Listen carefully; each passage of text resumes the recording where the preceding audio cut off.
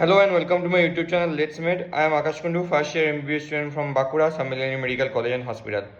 So अभी जो आज 22 जुलाई का सुप्रीम कोर्ट का जो है हियरिंग जो था उसमें अभी जो प्री लंच जो हुआ है उसके हिसाब से क्लियर हो रहा है कि क्या होगा। एकदम मान लो कि क्लियर हो गया है कि क्या होगा क्या नहीं होगा। मैं आपको समरी बोल दे रहा हूँ और आप इससे खुद डिसाइड कर लेना। तो मेरा काम है आप लोग को तक सबसे जल्दी फैक्ट्स पहुँचाना। तो चलो वीडियो को शुरू करते हैं। तो जो है शुरू में क्या हुआ, वो हुडा सर ने सारा वो ईओयू का वगैरह वगैरह सारा रिपोर्ट एफआईआर ईओयू सब बोल दिया। उसमें हुआ कि ईओयू 5 में और एफआईआर 4 में ऐसे ऐसे हुआ। तो उसका एक कंप्लीट कंक्लूजन कुछ नहीं निकला। उसके बाद जो है कि मेन जो चीज़ है कि हुडा सर बोल रहे थे कि जो एनटीए लोग हैं वो लोग अपना जो डेटा से लूप होल क्रिएट करके एक फॉल्स सिचुएशन क्रिएट कर रहे हैं जो एक्चुअली में है नहीं। उसके ऊपर तो उसके ऊपर सीजेआई सर ने बोला कि आपके पास कोई कॉन्क्रीट एविडेंस है।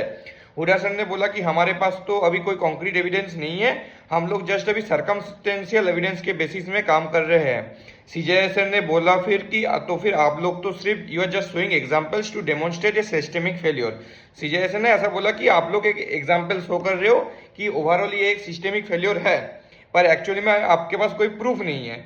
उसके बाद उन साहब ने बोला, हुडा सर ने बोला कि गुजराती फेलियर सेंटर गुजराती में कैसे, जो गुजरात बोर्ड में फेल कर लिया उसका 705 कैसे मार्क्स आ गया, एक महीने में तो कोई इतना पढ़ाई नहीं कर सकता, सब बोला। तो उसने सर ने बोला कि अगर मैं चलो आपका बात ये भी मान लिया, पर उनके जो सेंटर है जो उनका जो सेंटर है गुजरात में उसमें कोई सिस्टेमिक फेलियर नहीं है। उसका जो रिजल्ट है वो पिछले साल के जैसा सेम टू सेम है। सो वहाँ पे स्कैम होना इज इम्पॉसिबल, नहीं तो एकदम डेटा शो कर रहा है कि पिछले साल पूरा स्कैम है। पिछले साल के साथ अगर कंपेयर करें तो पूरा एकदम सेम टू सेम है, स्कैम नहीं है, गलती से निकल गया। नेक्स्ट हुडा सर ने बोला कि सिक्कर और कोटा का बात बोला कि सिक्कर और कोटा में ऐसा कितने आ गए, तो वो भी क्लियर हो गया कि कोचिंग वगैरह ये सब क्लियर हो गया। उसके बाद हुडा सर ने बोला कि 600 प्लस वाला जो बोला कि जो हुडा सर ने बोला कि 600 प्लस इतने बच्चे का ये आया वो आया ये आया। तो उसके बाद उसने मेहता साहब ने बोला कि जो एनटीए के लॉयर है मेहता साहब ने सुप्रीम कोर्ट के सीजेआई सर को बोला कि देखिए सर 600 प्लस जो आप बोल रहे हो, 600 प्लस एक कट ऑफ रेंज नहीं है। 25,000 तक बच्चे को जनरली गवर्नमेंट मेडिकल कॉलेज मिलता है, तो हमें कंपेयर उस रेंज के बच्चे को करना चाहिए, ना कि 600 प्लस बच्चे को, क्योंकि 600 प्लस बच्चे में 85,000 रैंक है तो सारे बच्चों को कॉलेज नहीं मिलेगा। तो वही मेहता साहब ने बोला।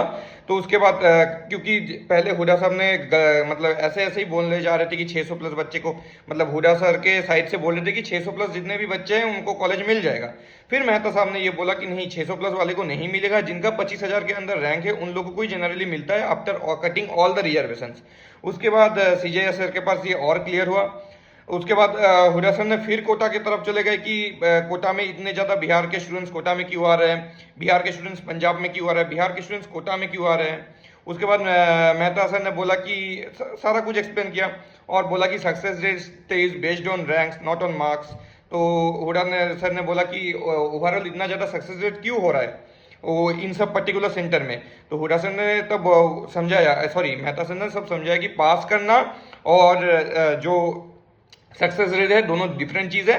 Success rate based on rank है कि कितने बच्चों को गवर्नमेंट कॉलेज मिल रहा है, उसके ऊपर हम लोग सक्सेस रेट देखते हैं, ना कि ये देखते हैं कि कितने बच्चों को पास किया जा रहा है।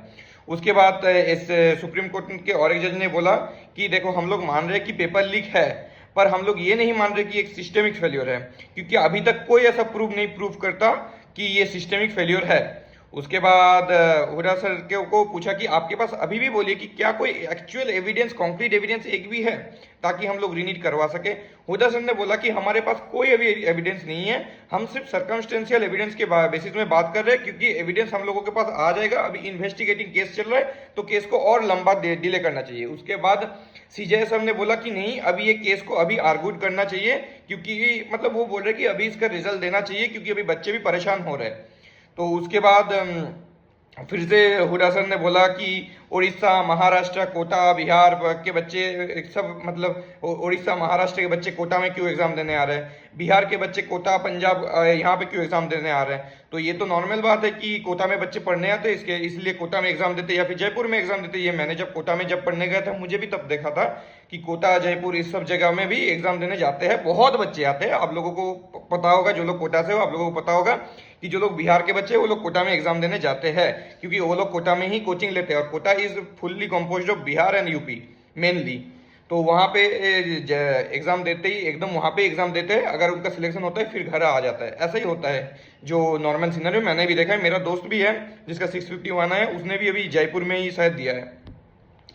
अब नेक्स्ट जो है, तो इसके रेस्पेक्ट में सीजेएसएन ने बोला कि देखो पर्टिकुलर एग्जाम, मैं उनका नाम नहीं लेना चाहता, उनमें स्टूडेंट्स लोग पर्टिकुलर जोन अपने हिसाब से डिसाइड करते हैं। इसका मेन कारण है कि शायद कोई रिलीजियस बिलीफ हो, शायद कुछ आस्था हो, शायद कुछ मतलब उनका रहता है कि हाँ इस जगह में एकदम एग्जाम शांति से होगा, सारा कुछ होगा, एक मतलब उनका सुपरस्टिशियस बिलीव होता है।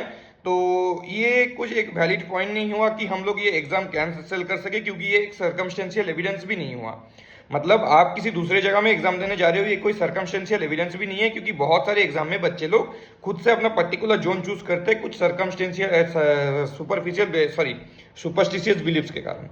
उसके बाद जो फाइनल डिसीजन हुआ कि अभी तक मतलब उन्होंने बोल रहे कि हम लोग अभी तक कोई ऐसा डिसीजन नहीं देख पा रहे कि हम लोग नीट को पूरा कैंसिल कर दे।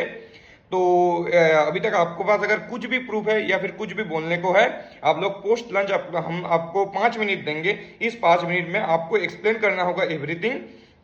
तो रीनीट के एक और पिटिशनर ने बोला कि हमें 5 मिनट नहीं चाहिए, हमें थोड़ा और ज़्यादा टाइम दीजिए, बट बहुत ज़्यादा टाइम मत दीजिए, हमें थोड़ा कम टाइम दीजिए बट बहुत ज़्यादा टाइम मत दीजिए।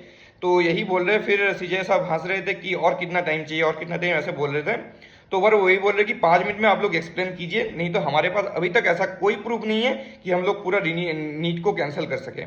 उसके बाद मेहता साहब ने बोला कि सर मुझे जस्ट पोस्ट लंच मुझे एक बार एक चार्ट्स दिखाने दीजिए, एक बार चार्ट्स में अगर दिखा दो आपके पास सारा कुछ क्लियर हो जाएगा एंड आप लोगों को सब समझ आ जाएगा कि एक्चुअली क्या चल रहा है क्या नहीं चल रहा है। तो इसी के बाद ही पोस्ट लंच के बाद बाकी बात होगा।